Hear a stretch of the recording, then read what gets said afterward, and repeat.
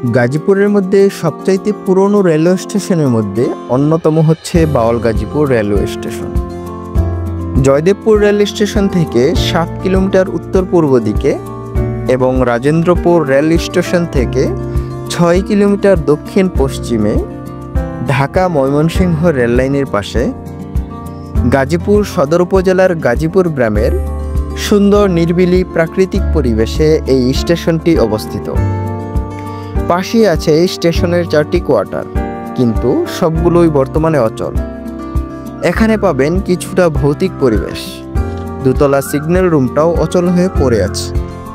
স্টেশনের পাশেই বিশাল ফুটবল খেলার মাঠ।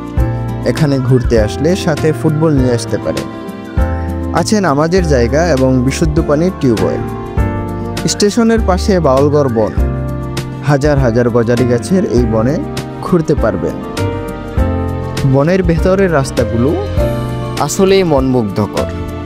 আশা করি এই বনে ঘুরতে আসলে আপনাদের মন ভালো হয়ে যাবে।